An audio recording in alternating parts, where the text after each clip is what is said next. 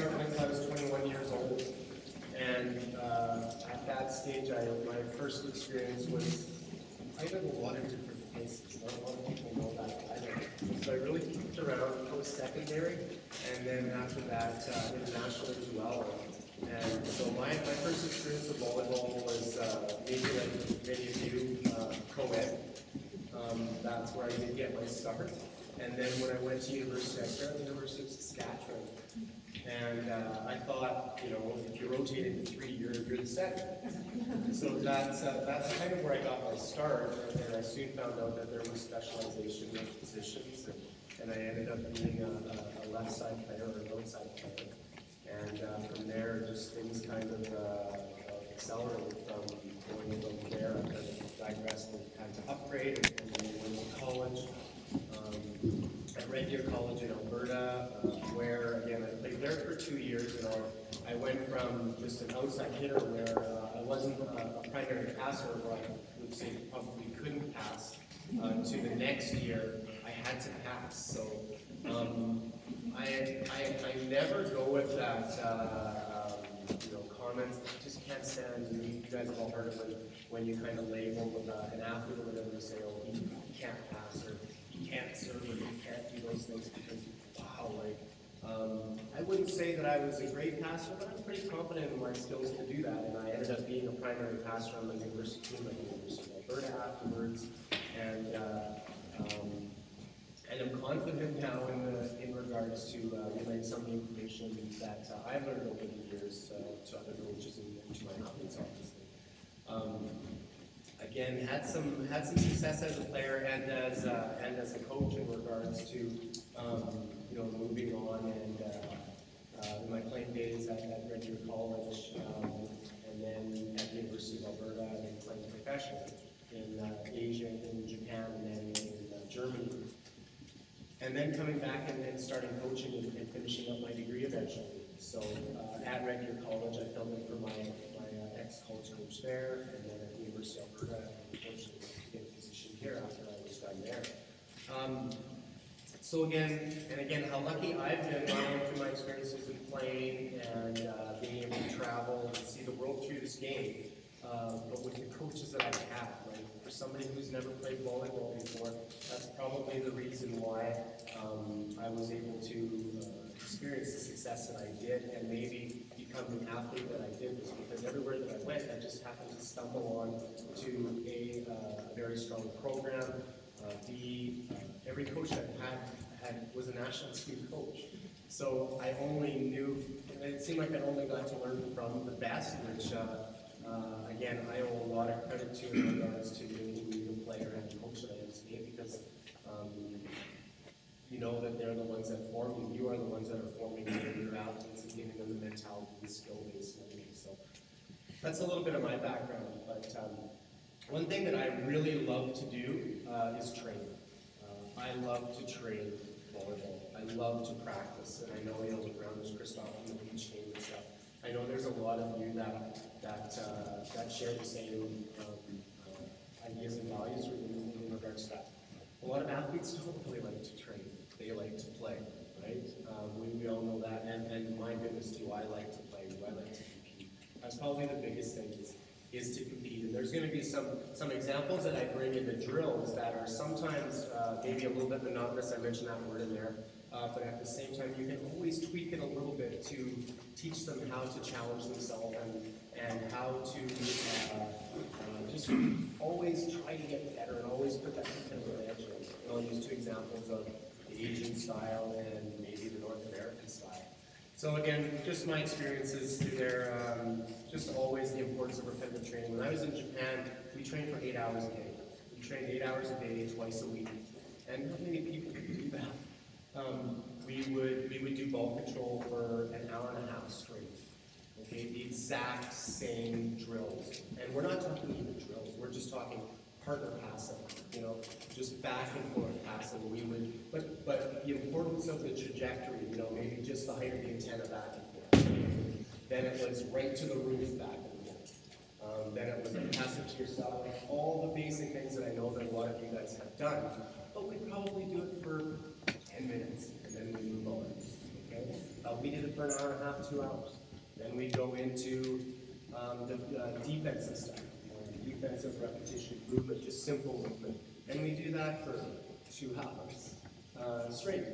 And only certain players would do those things. You know, we'd have a team of 20 guys and only 6 to 8 train. The rest of the guys shag balls, random drills and stuff like that. Then we'd break for lunch. I didn't particularly like any Japanese food, so I would have rice. And then we'd go back for another 4 hours. We'd start with 2 hours of defense, another hour of hitting balls. We'd hit balls. Again, you'd have to do the proper footwork. You hit 200 balls straight from the left side, and you come and hit 200 balls straight from the middle, and then you come and you hit 200 balls from the right side. 3 guys in, coach toss. Couldn't hit the tape, and then you had to hit the ball in. So again, if you have a bad arm swing, you know, if you're not technically strong, you're going to break down. Okay? The balls didn't have to necessarily be hit hard, but they wanted them to a spot, and they just wanted everything as perfect as possible. Just train that so that things become automatic. And then the last hour, it wouldn't even be so. It's not for everybody, but for me, someone who loves to train, I just internally always like to compete and train. So again, the repetition is you're just building on the skill that you've learned before. And I think that I wouldn't say that it's lost in our game. I always use the comparison of the athletes. I really don't like the stereotype, but I'm just giving you my experiences, right, in regards to Japan. I was there for a year, and in their culture, I found that they were told a lot how to feel. You know, they weren't really allowed to express themselves very much. You know, there's the hierarchy of the coach, there's the hierarchy of the players, and in regard, like I would tell a joke, and I'd tell a joke to the team, and the guys would be like, and they understood what I said, and you guys can laugh, and go, ah!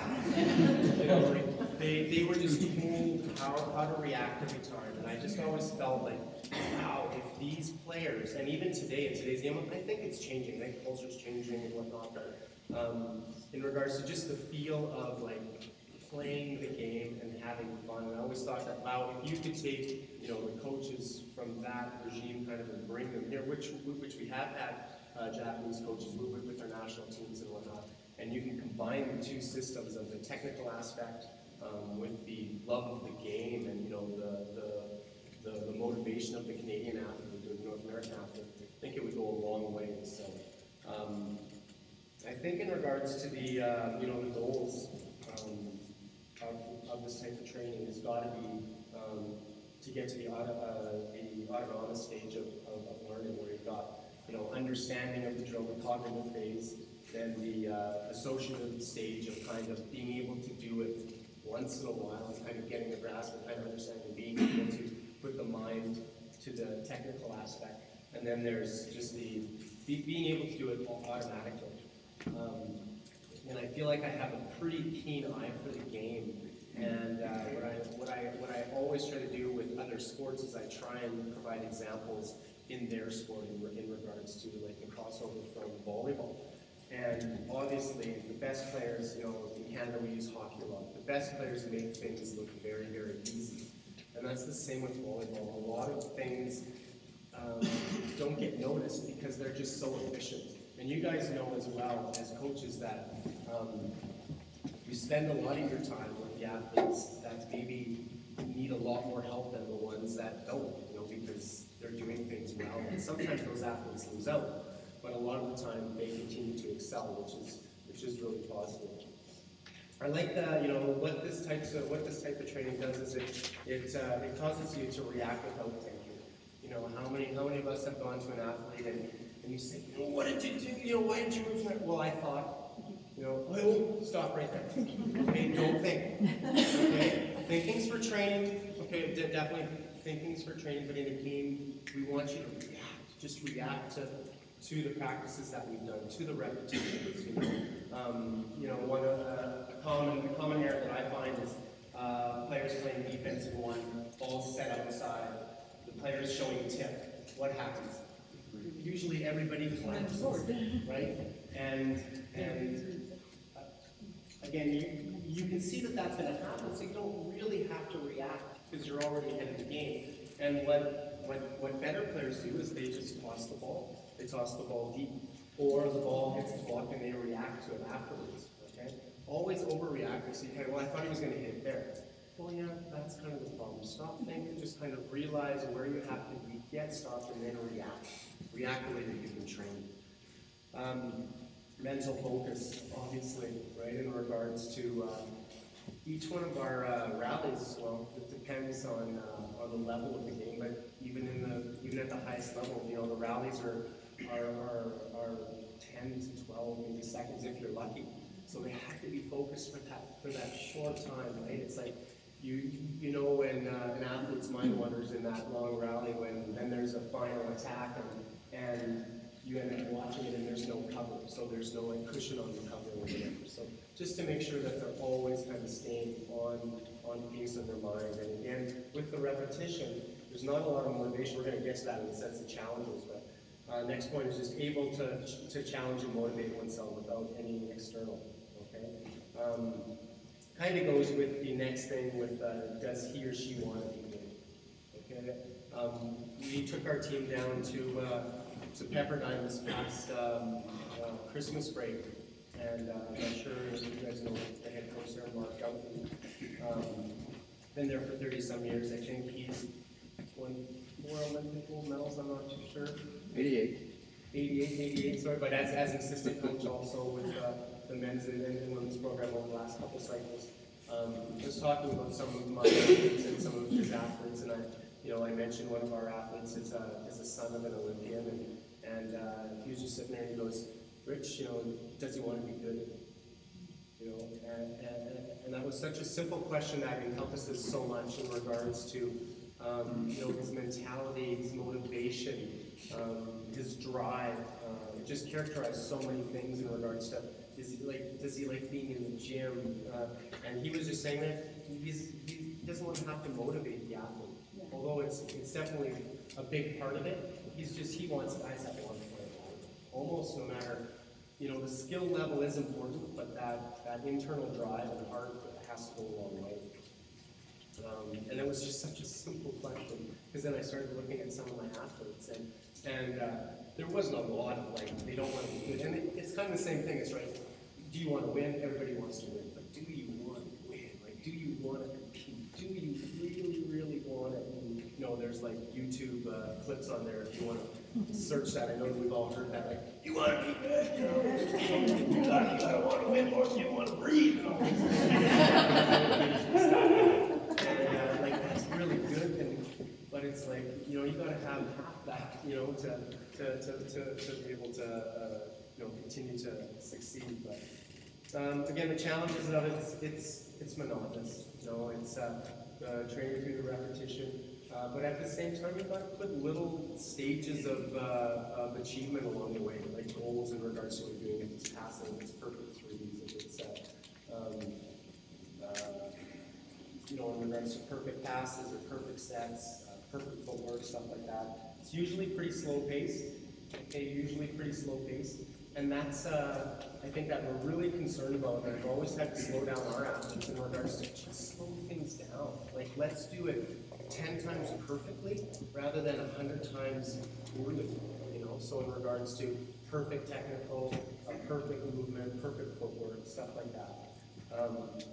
And again, when you're training these types of specific skills that I'm going to go into too, it's in regards to, there's going to be some tweaking technically that, they're going to struggle. They're going to say, well, why are you wanting me to do this? And, you're going to show them, hopefully they're going to get that feel, and they're going to step back before they make that progress forward.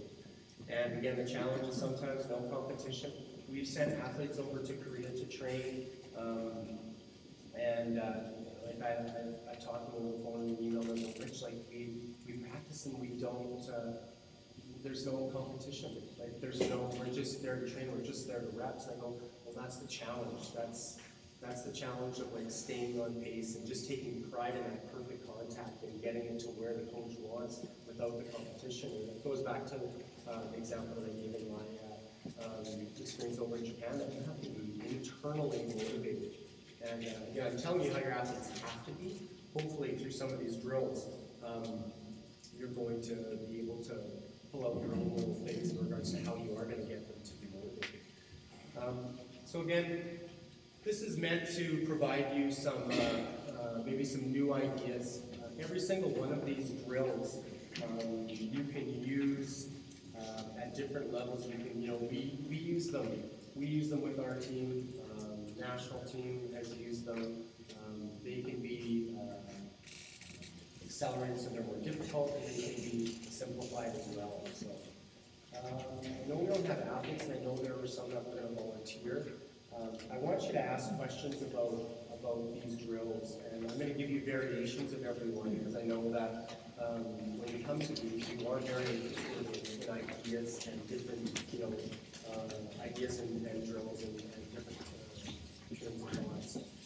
Do we have, for four-corner passing and setting, do we have 6 athletes or 6 coaches at that can go and just kind of demo?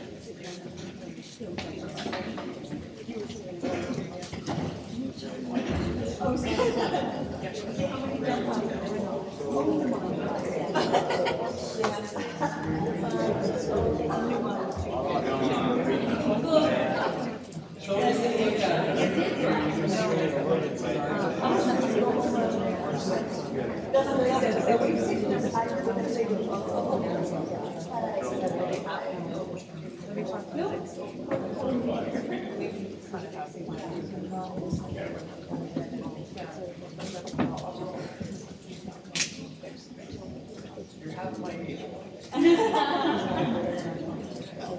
Okay, so this is a bit of an example. You can do this with 3 athletes. Well, you can do it with 2 if it's going to be stationary. You can do it with a full team. You can do it with 2 full teams. In regards to these people here, you normally have it going diagonally here as well. And if you want, you can do it on the other side as well. So this is just setting warm-up contact. We'll show you a variation. When it's just corner, 4-corner, well, I think I have it as 4-corner setting and passing. And all you're going to do is you're just going to simulate just by passing to the corner. You're going to follow your pass. So you're going to set yourself, you're going to set it back, and you're just going to alternate. Okay? One thing, okay, so we'll just see if we can make this go. So you're just going to set in the corner, and then you're going to follow your ball. You're going to set, follow your ball. You're going to set, you're going to follow your ball. Good. Okay. Good. Good. Good. Good. Good. Okay, so extremely basic, very good. What you're going to do with this, pretty simple, going back and forth, becomes a little more difficult, as you can imagine, if there's another group going here. Okay? So just adding a degree of difficulty in regards to setting it back and forth here. Again, I would like to see, we don't have a high root here. Everything that I want you to do should be simulating game length. So in other words, these balls that are coming from, like, stress the ones coming from the back forward. Okay, in regards to making them hittable balls, making them relevant balls. The ones coming from here aren't as important, okay, because how many times do you set the ball back to the deep part of the court? But these balls coming from the backward should be nice and high, simulating a ball that can be hit by an attacker.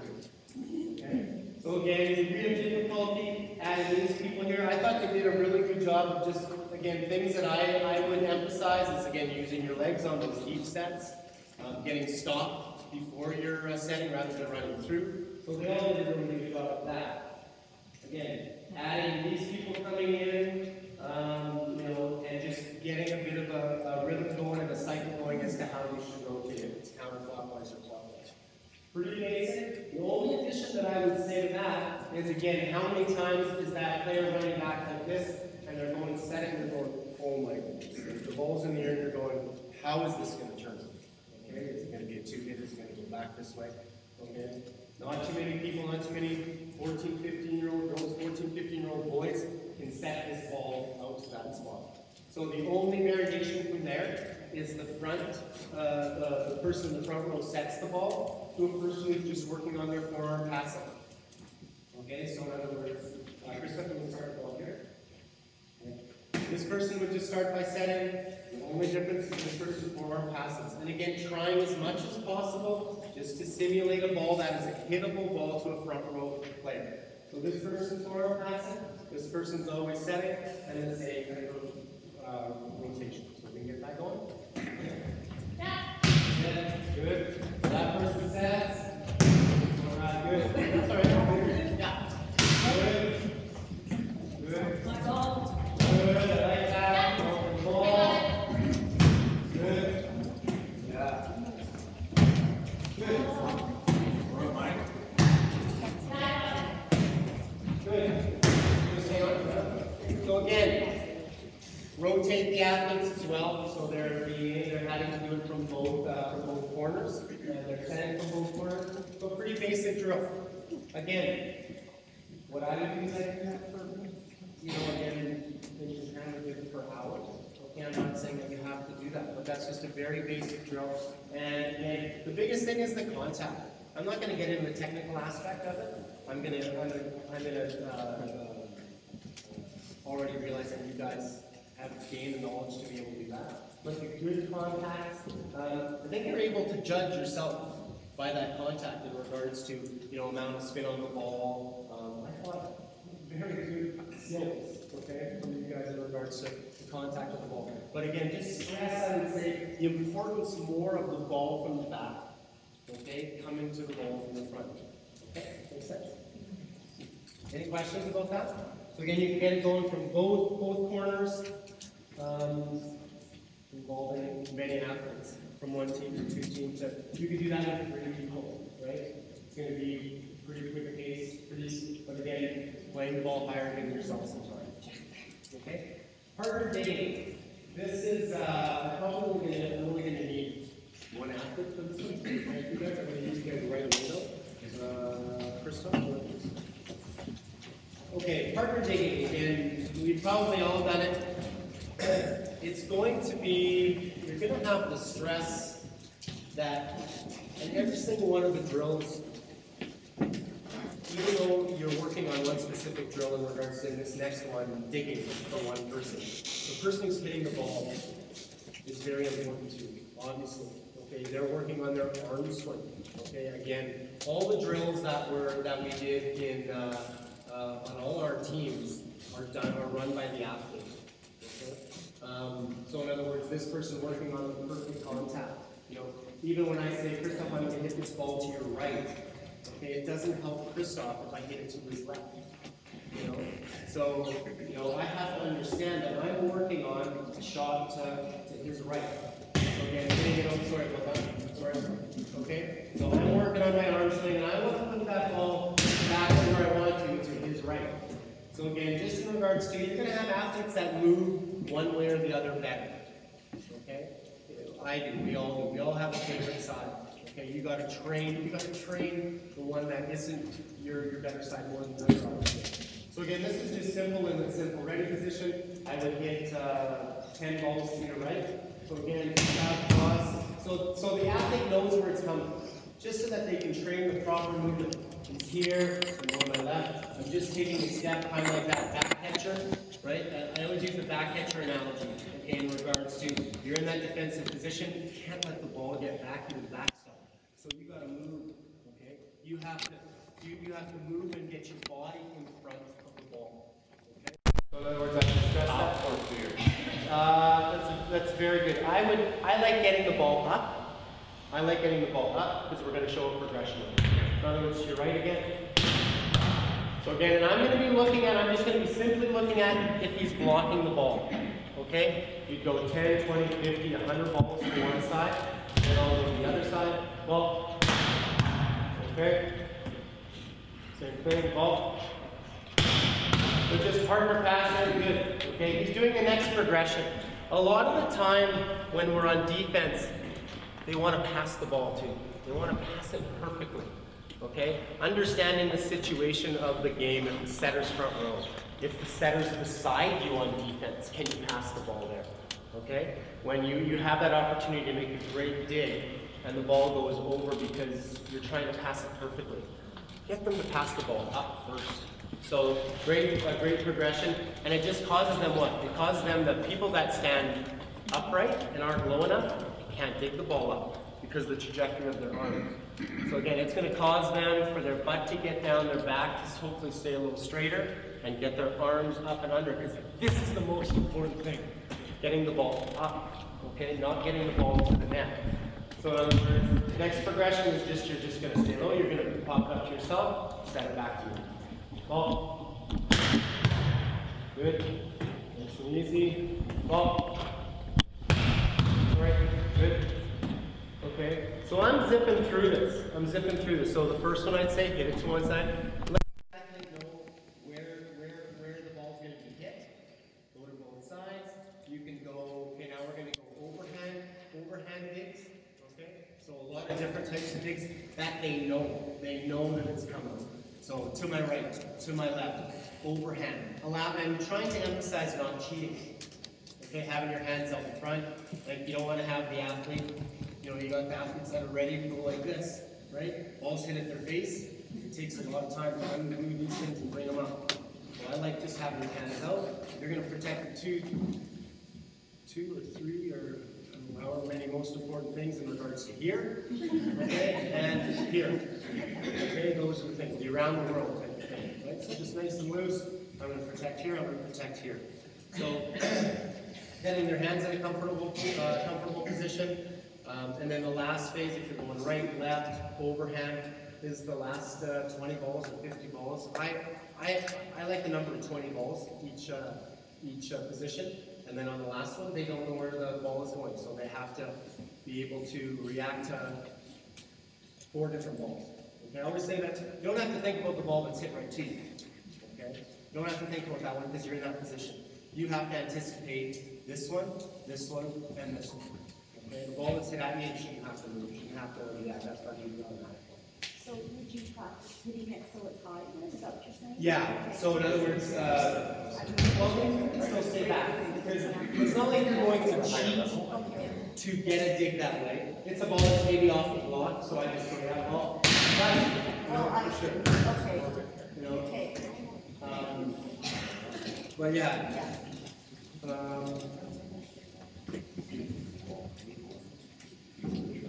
I always like, again, those somewhat game-like person who's always attacking coming from the net so that they get in and out of it. Doesn't make sense for Christoph to be at the net and me hitting at it.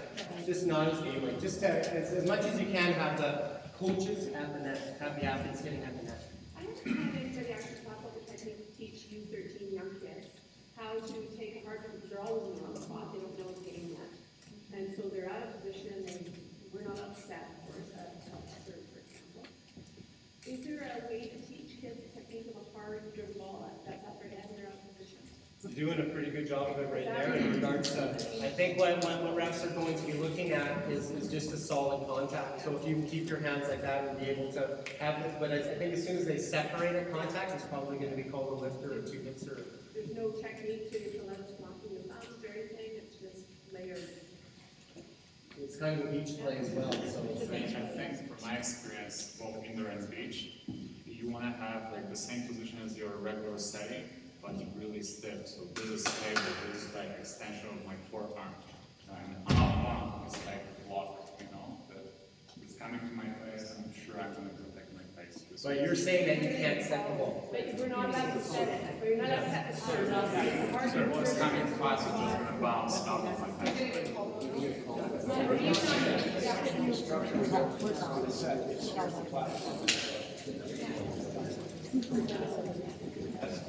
Yes, question. Yeah, sorry, just back to the two thing. So you're asking to hit to the right, hit to the left, hit to the center, and I'm like, they just make contact with the ball. For sure. Again, for me to simplify this, you have to take baby steps, obviously, right? So in other words, Would you have them like throw for sure, 100%. Okay? Well, no, you're just going to play defense, I'm going to throw it to your right. Okay? So in other words, excellent point. Okay? If we're dealing with developmental volleyball and they can't attack the ball, okay?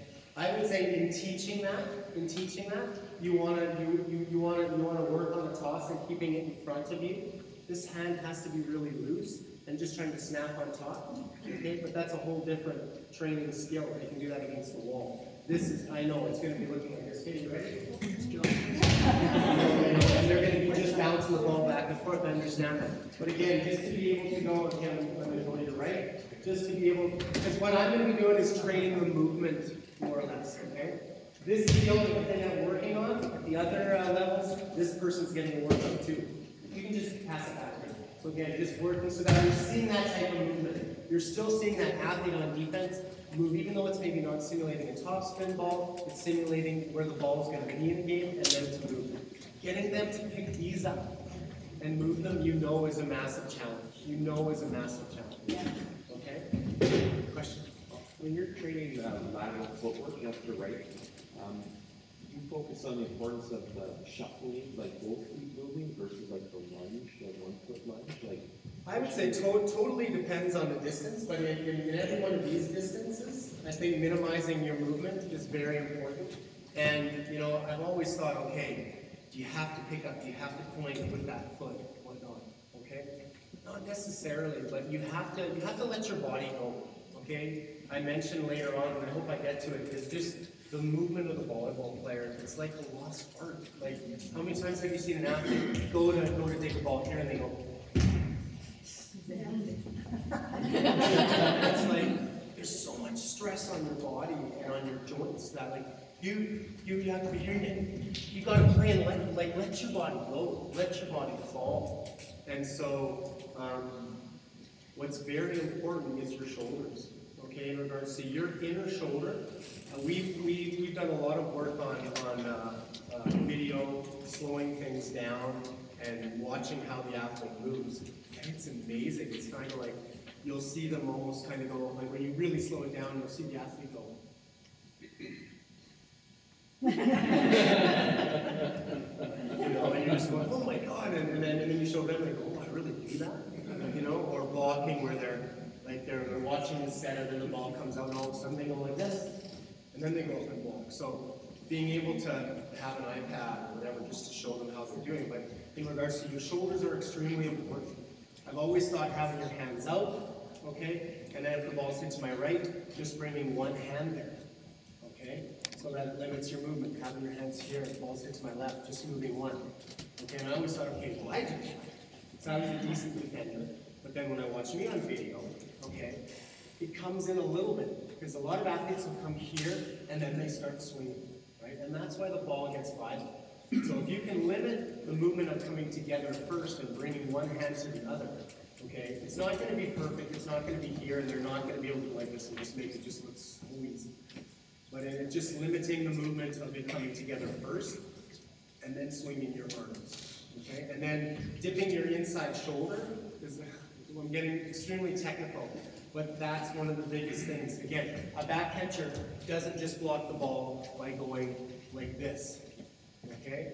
He blocks the ball by dipping his inside shoulder. He wants to keep the ball in front. Doesn't want the ball to get by.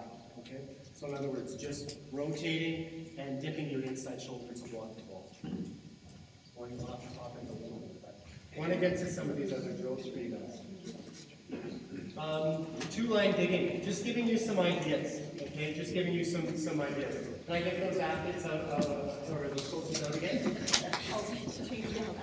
We're going to set this up with two stationary hitters at the net. And again, the biggest thing, again, I'm always saying, these people at the net are 2 and 4. And liner diggers in position 1. Liner diggers in 5. We only need one. This can be simplified because you're going to be looking at cycles of play. You're going to be trying to get 1 cycle or 2 cycles of play in regards to the younger age group. This is a continuous drill where Matt will be starting a drill to have the ball. You guys are going to be stationary. You guys are going to be switching lines. Okay? So in other words, Matt will hit the ball. Matt would hit the ball, bang.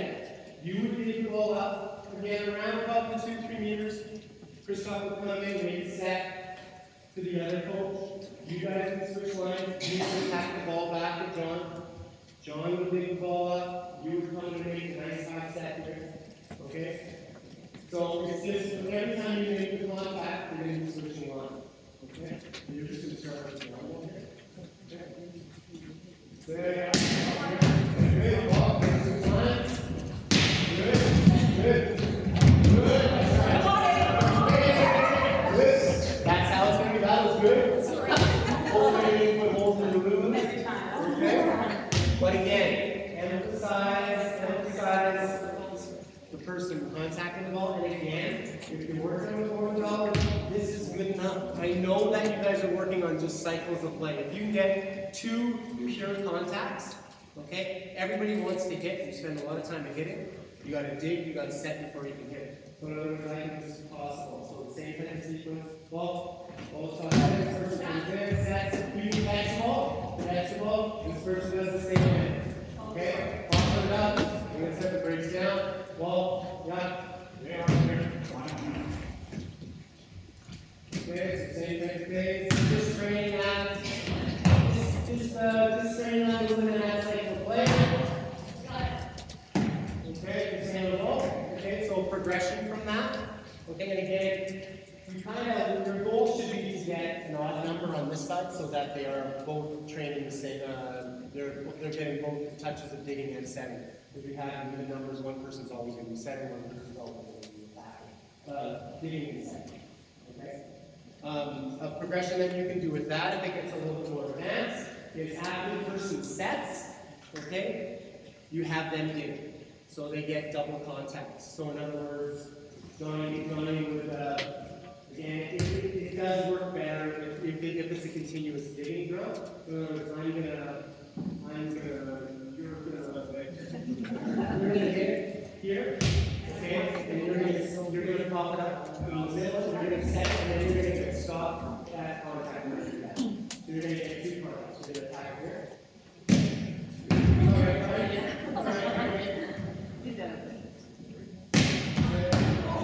Alright, grab the ball. Let's go off the okay, that's trying to work on it. The ball's going to be like that. Johnny sets the ball, he gets ready to play defense. Okay? What's important is sometimes, you know what? This ball's going to be here, the sticker's going to come up, pop it up, they're going to get back to their position. At contact, you've got to be stopped. Okay? There's way too many times where we're worried about getting back to that X on the spot that we're supposed to be playing defense on that doesn't exist. Okay? That we're not stopped at contact. So wherever, so I may be here on that ball. I may be like here, then I have to be here, he's attacking, I gotta be here. Because this is where I have to be engaged. I have to be stopped at contact. Okay? A little bit more advanced, a little bit more movement, but just a really good drill for repetition, a little bit more court movement, stuff like that. Okay? 2-line digging. 2-ball passing. Again, one of my favorite drills and incorporates some of the most important aspects of the game. So I have one person targeting, which is going to be Matt, and I have 3 athletes coming in position 5. Okay? So again, you guys are off for now. You can do this on both sides of the court. Okay? You can do this on both sides of the court. All it's doing, kind of going a little bit with Bob's question in regards to what kind of movement do I like. Okay? Ball's going to be tossed over.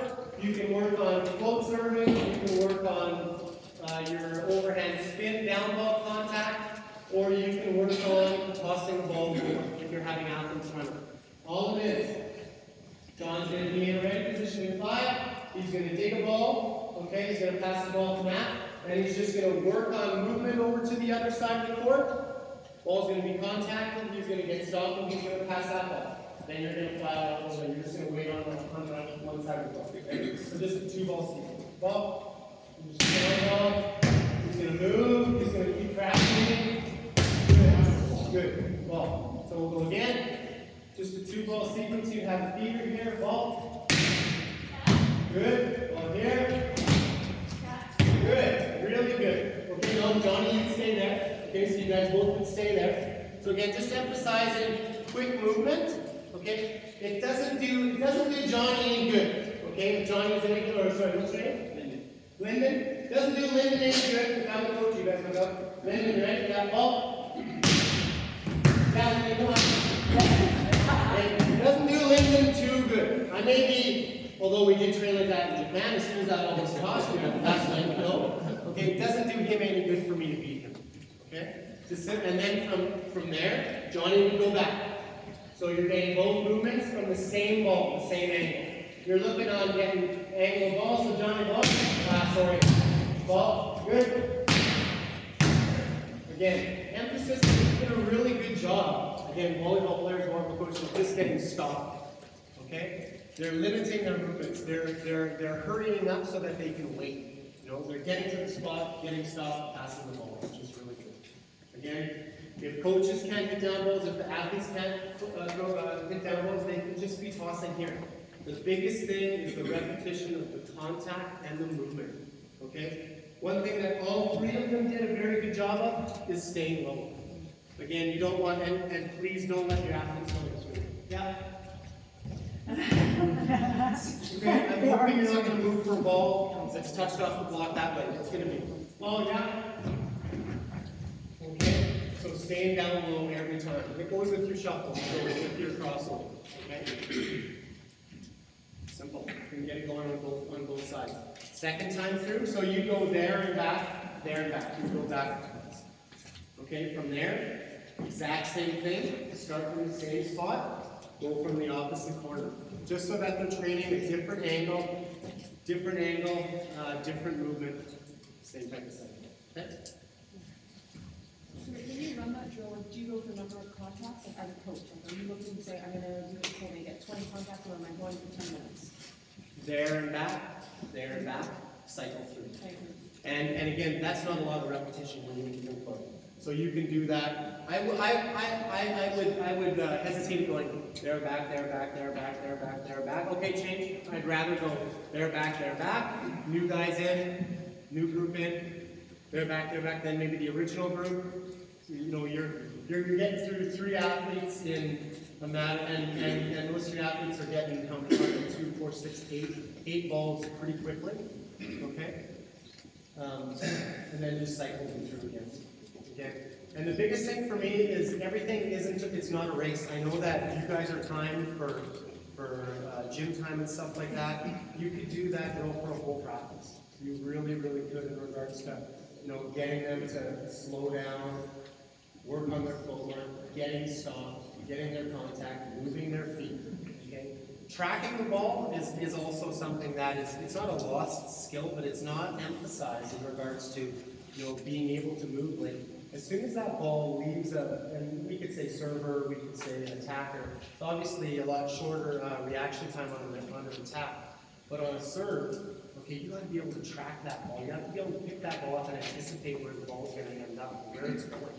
And you do that by being light on your feet and being ready to move.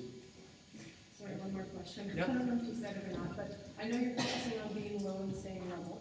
Do you care how their feet are moving? Are they crossing over? Are they running after the ball? Are they shuffling? I think whatever you feel or whatever they feel is the most efficient to get to that ball. Again, I think that, I'm bigger, so I'm going to be able to make that shuffle maybe in 2 or 3 steps. I would really, the emphasis of this is to train the footwork too, so it's a very good question. I would emphasize just quick shuffle steps, and for them to kind of learn that movement rather than because the drill isn't meant to just pass the 2 balls. It's not meant to pass and then kind of get up and jog and run over here and pass here. It's like pass, okay, and then it's almost like simulating another ball that you're moving to that's maybe off the block. So it's like a stationary pass, then the ball is being tracked, moving, there, stop, passing. Okay. I'm going to get to all these drills. I'm not going to rush. Another, again, one of my favorite drills. I need 4 of you. Okay. So really good drill, and this one is going to be challenging, if not impossible, at the younger ages. Okay, so put your phone to silence on if you don't want to do this one. But it's a really good one in regards to Matt's here, and you guys in the 3 back row with guys position. So Matt is the one that's going to be attacking. You guys are in your 9 say, whenever a ball is being hit from this side of the court, again, it's not necessarily game length, okay, because normally I'd be up here, and this distance from here, at this height, to this distance is a pretty big distance. So what I like to do is I like to extend my court probably another half an acre or a meter. So if this is where you'd be playing defense, this is massive. Anyway, if I'm in a normal position here, on an attacker who's attacking from the other side of the net, the person's on my side of the net, which I think this court is way too. The net, the net's low. What's that? The net's low. Yeah. So the court has to extend if I'm on this side of the court. Maybe smaller. So what's going to happen here is Matt's going to hit the ball. Matt's going to hit the ball at one of you. And actually, we're just going to scroll this. Okay? So this court, we have position 1, we have position 6, we have position 5. This is just a somewhat of a slight variation of Kojima and court coverage. So in other words, I'm going to run this right now. I'm going to toss the ball to one of you. Okay? You just catch the ball. So this is simulating a hit. Ready? Ball. Okay? Ball's caught. Okay? You two fill in positions over here now. Okay? So in other words, I just attacked the ball at Laura. Laura's going to dig the ball back to me. Okay? You're going to dig the ball back to me. So I'll throw the ball back to me. Whoever doesn't dig the ball, you guys have to fill in positions here. Okay, so Johnny, you come here. Matt, you gotta get up. You come here. So all of a sudden, what's happened? We reversed the court. So Matt's in position. He's not in 2 right now because the net's in position 5, 6, 1. Okay, so now we're here. Now we're playing defense. So you take the ball back to me. Guess what I'm going to do? I'm going to set you the ball. We're in that defensive positioning still, so the court's just reversed. You can hit it, so I'm going to set you just catch it. Ball. You catch it. You're going to hit it, so you can throw it at one of us. Don't throw it back. We got to switch, Johnny. Okay, so now I'm in 5. Okay, then you're up to that. Okay, so now you're going to the ball. Yeah, you're going to send it here. The ball. I'm going to switch it up. Okay, well, okay, I think we're missing a cycle here. We're missing the after that ball's attacked, you got to play it back to the coach to give us time. So in other words, let's try to see if we can do it at normal speed. Okay, so whoever doesn't take the ball comes to this side and fills a position, either 1, 6, or 5. And then whoever I hit it at has to set the ball back to me so that, or you have to take it back to me so I can set it. Ready? I'm going to hit it at Johnny. Ready? Ball. At Johnny, ball. I got 6. Ball down. You got to go behind that ball. That's limited that ball. Oh, I got to send that right. Yeah.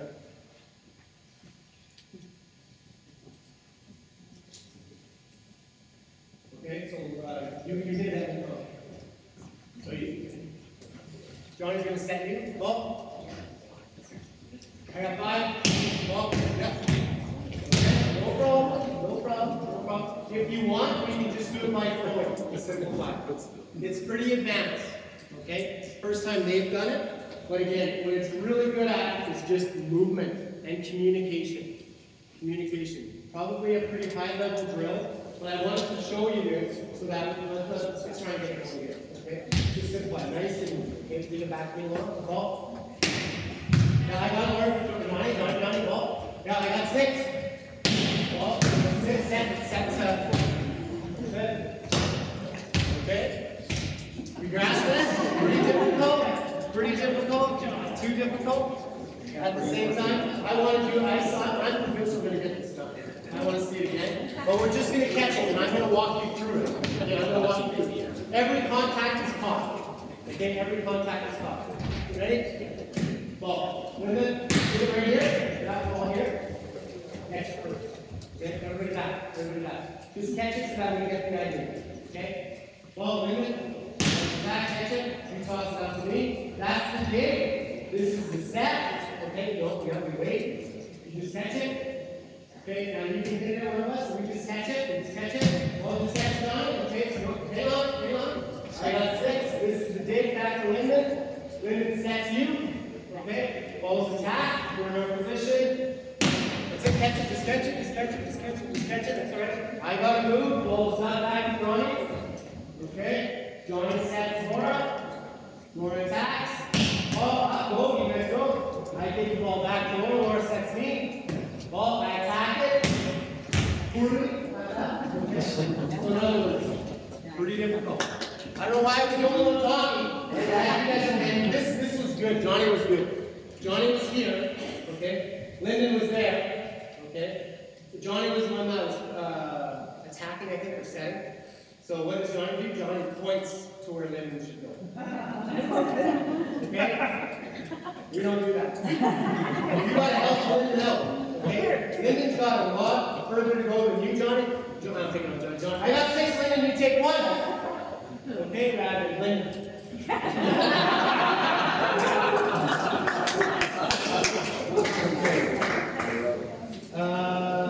The next couple are just simple footwork ones. Okay? And for blocking, some of you may be doing shuffle. Again, the game goes in cycles in regards to how you teach it. And it goes a little bit in regards to, thank you guys can see, goes with how I used to believe in the perfect defensive form and what you should be doing with your arms. When you slow it down video-wise, it doesn't really work out that way in a perfect world. So, in other words, dipping your inside shoulder, trying to limit your arm movement is important. But it's the same with blocking. I always thought as a middle blocker or an outside blocker, if you're moving, you have to literally pick up your foot and take that step. You don't have that much time to do that. Okay? What you have to do though, so in other words, if this is the net, I'm just simulating the red line being the net, is you do have to point. You do have to point. Okay? Understand that probably 6 inches on the floor equals 1 or 2 feet at the net. Okay, and what I mean by that is if I'm blocking and you'll watch your athletes and you tell them to do a shuffle step or some footwork, like just a simple crossover with pointing to get out to the outside. Okay, some of them will go like this. So they'll start with a negative step. And that negative step on the floor is maybe, it's maybe a foot. But again, at the net, if you watch the distance that I can cover with that, even if I'm here, and I know that we're not all doing crossover, some of us are doing shuffle, I'm just talking about this footwork. If I'm here, and I just make the gesture of just pointing, not even taking up my step, or take my foot off the floor, when I cross over, I can get here, I can get all the way to the outside. But if I start with a negative step here, then my next step is here, then my crossover, I can't get to the outside. So just that little bit here equates to quite a bit of at the top of the net. So understanding that just even getting them, and I've watched national team athletes, I've watched higher level athletes do it. And I'm wow, he's not making much of a step. Okay? But at the same time, what he's not doing is a negative step, we call it a negative step. So in other words, just here, just being balanced and just pointing that foot. And athletes, this is one of those things that athletes won't realize that they're doing. They're going, I'm not taking a negative step, I'm just going, know and show them. So just, if you can just get your athletes to just point in that direction, and then cross over to get out. Okay? That's one thing. If you're dealing with middle blockers as well, okay, that are covering a greater distance, again, this is just all through repetition, just in the movement, good warm-up drill. Okay, good warm-up drill in regards to being stable. That first step has to be slightly off the net. Has to be slightly off the net. If you take that net parallel to the net, when you close, you're naturally right on top of the net. You're tight. I'm not saying that you do an approach so that you come like this and you come off and get your hands over. But at the same time, if it's parallel to the net, you're going to close tighter. It's natural. You have to take it just slightly off. Just slightly off here, so that when you do, you finish at that same proximity of the net that you started at. Okay? For everything. For everything. For everything. And again, it's not a massive step, it's just a slight. That's one thing that athletes, they always think that you're trying to change. And sometimes you're changing something that's a massive technical point or skill. But I always think that it's usually just 6 inches. That's always the difference. That's always the difference of the ball being hit in and out. That's the difference of a ball being blocked or not. You know, when that person's just got it, it goes off their hand. It's that distance of you just missing a dig. It's usually 6 inches. So it's usually just, you know, in regards to an approach attack. Okay? What our athletes are having an issue with is getting outside. Okay? In our game, what we're doing is we're starting inside and we're swinging to get to the outside. What I'm trying to eliminate is some of the athletes, you know, passing and what they do. They get out here and then there's the run range of approach. So what we try to do is try to shorten that up so that it's fast and that it's a little bit more quicker because the sets are quicker and it's a little more explosive. It's a shorter approach. But what we've had to do is, again, they're getting to here and they're having to set a ball. Their approach from here is going to be a little bit inside, which isn't allowing them to hit the perfect ball that's out there. So when we say to get outside, we think that they think they have to get out to here. Where that difference is maybe just from here to here. That's all it is just that half a foot or a foot. Okay, to change that angle. All it is just that foot. Okay? Talked about footwork. That's one thing that, and again, it's going to depend on the level that you're coaching and the kind of offense that you want to run, if it's higher or if it's quicker.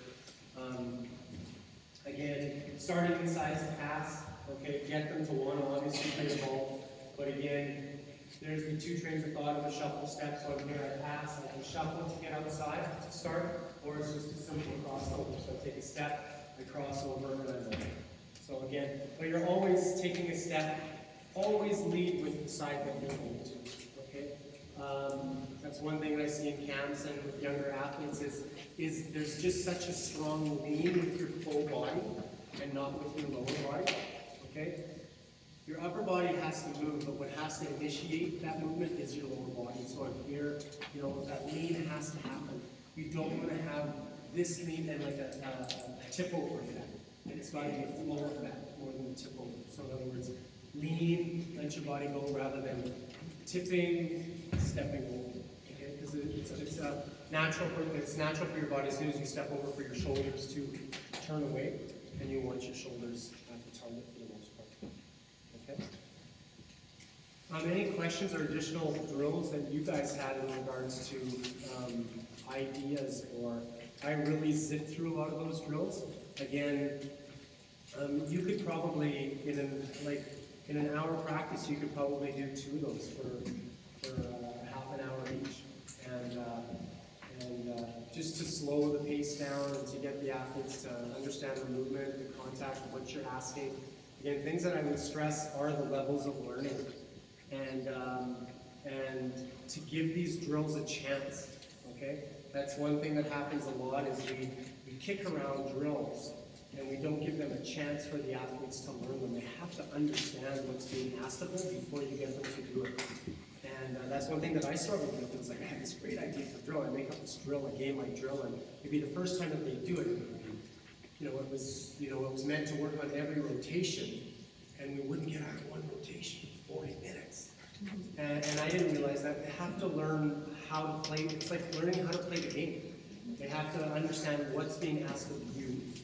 And then being able to apply that. And when you see that happen, and you see them kind of grasp the competition part of it and what you're asking. And that was with the athlete that went to Korea. He was like, because when he was with me, I'm competing. Everything that we do is competing. It's getting the net quicker. It's getting to the gym quicker. It's filling up the water bottle quicker. It's shedding the most balls. Like, I'm motivated by a lot of different things. What'd you say, Bobo? I'm always looking for something. And I think those little things, I wouldn't get your athletes to college or anything, but just to get them, put a little bit of competition, just even something as simple as passing reps. If you pass a 3, we call it your Werther's drill, okay? You pass a 3, you stay in, and you get a point. If you don't pass a 3, you switch with that person. Person at the end of the 10 minutes of passing, one with the most points gets a Werther's drill. These guys are scrapping it out for that. So just small little things like that you can, tweak and kind of make your own and get them to focus on something But to get them to be able to react without thinking has got to be a goal. Christoph? Yes, good question. Whenever you have a chance to work with little kids, it's like 14, 15, even 16 years old, and you see that they're potentially really good athletes, but they're very uncoordinated. So what's your kind of best technique or best your secret to not really teach them volleyball, but to get them from being uncoordinated to be able to move and be mobile? You said it right there. The biggest, yeah, again, if you have a young athlete, you know, everybody wants to hit the ball, they love to hit the ball. Chuck the ball, let them hit, let them hit, let them hit, let them hit, and then boom. The biggest thing that I like to do is just train the movement. Just train the movement, like, just as simple as, and again, it's slow paced, it's sometimes not, but you can always challenge them a little bit more in regards to just the simple movement of just tossing a ball, getting them here, and just getting them to move and catch the ball. Okay, getting them, like just seeing those slight technical adjustments that maybe you've told them to do, and at the younger ages they do it like this. Okay, when you get to me by their second year, whatever, it's like, oh, are you kidding me? I was 21 when I learned this. So in other words, like just even moving and just dipping their inside shoulders. But the movement is so important, and the flow of their body, how relaxed and how comfortable, and that's something that I look for, and just really baby steps, really baby steps. But I think that I would just really concentrate on the movement more than anything. Question? Yeah, it actually goes back to one of the first points of, that you want good or factory one. And kind of like you was part of creating a competition in a practice with little candy. If you have any story or any examples of athletes that you struggled with or had to work with to motivate them to become better, or like, with it's a really good question. Like at a high school level where you could have. Yeah, well, I've just realized I've been at BBC for 11 years. I didn't realize that I was just there for 11 years. Yes, I have been there for 11 years. That I'm dealing with a lot different athletes that I maybe played with at QA, or that I grew up with playing with in the sense of the competition, and just even the prairies versus West Coast and stuff like that where I grew up, it's different. And so the stories about that is, yeah, like I'm dealing with a lot of cognitive thinking volleyball players. And so I feel like I've had to really adjust the way that I approach them, because they're not motivated by the same things I'm motivated by. So I have to find out what motivates them and try and push those buttons in regards to, because they're not motivated by somebody calling them a name or saying that they're not any good or thinking that they're not any good. So for specific stories, like I'm dealing with it all the time. Like out of the 16 athletes that I have, like without spilling the beans here, like I have one overly competitive athlete. One competitive athlete, and the rest are critical thinkers, and so having to deal with that is challenging. But it's just trying to learn more about the athlete and push those buttons, and what do they need from you to kind of be better.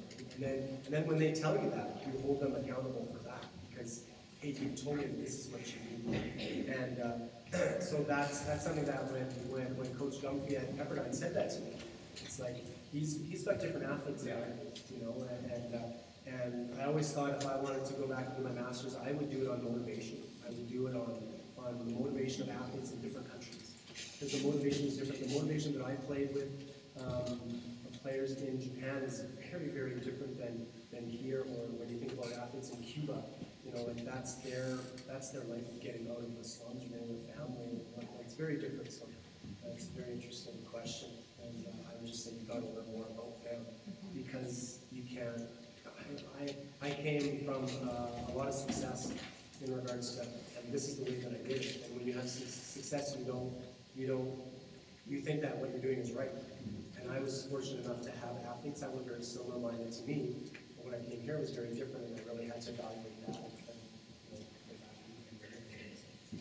Obviously, talking about building connections to athletes, which makes sense to me. You're coaching in front of highlight teams that we all love to watch. When you talk about part at the very beginning, I always said, coaches too, that you can't teach height because nothing has heart, or they don't. Do you agree with that, or do you think that you can teach heart? I understand about building connections with kids. This is what I do as a teacher. But when it comes to you're finding that aspect of heart, and you're a top level team, you say that the heart, what percentage of your team is at that level, and you have heart? To get to that level, that's what one would think as a young level, at the level. Yeah, I think again it just comes down to the understanding what's important to them. Because, and that again, that's a really good question, because I remember 6-7 years ago walking around practice at the end, and I was fortunate enough to win 3 national championships as a player, and 2 as a coach, 4 as a player, and 2 as a coach. And so I knew one thing, and that was only winning, right? And I looked around, and I realized that that wasn't a lot of these guys' goals. Like they played volleyball because it wasn't necessarily a hobby. They liked the high level competition, but they didn't share the same. As a group, when they're in that situation, you have to have everybody on the same page, wanting the same goal. So, is that heart there? Can it be taught? You have, yeah. I think so. Like I think that importance, it's not going to come from me. It's going to come from a collective group. And when you see how important it is to others, I think it does. I realize too that I look at my athletes and we have strengths, we have weaknesses. But the Vancouver Canucks, the Detroit Red Wings, they're looking in the same thing. They're looking around the room and they're going, freaking God, making $13 million. He's dragging his butt out there. Like, we have the same things at all levels of sport, at all levels of academic that you're having to deal with, and it's up to the coach and the team to manifest that and to bring the best out of each other. We can only do so much, like you guys know too. So, yeah. I think sometimes a lot of that is creating expectations of your culture. And I'm doing first club in Montreal, you're 18 boys, and so I haven't had 3 years to set up cultures and the legend. You should have seen how this guy trained, or what my own expectations are actually. So I finally old enough to realize I have to work on a relationship with these kids first before I start to really get where I want to be. And so I think that, tradition and culture, sometimes when I walk into a school gymnasium, you know right away what you are. Yeah. I felt like we went to the flowers through history as well. So my own experience is I've taken some of the kids that I was told are only going to smoke dope and sneak off to 7-Eleven after curfew. And those individuals have gone on to be successful. And, I hope everyone has that opportunity to get the full circle, but I've run into a few after who have validated that. And so I really do think that we can instill that heart as well. Yeah.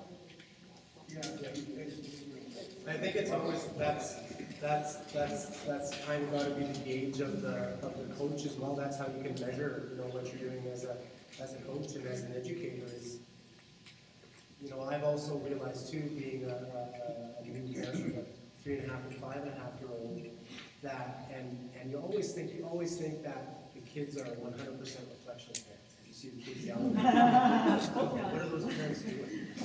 And that's partial, but a lot of it is the makeup of the kids sometimes. And you can only do so much, but you do have to still, and that's me, like, you can't stop trying to get the heart out of it.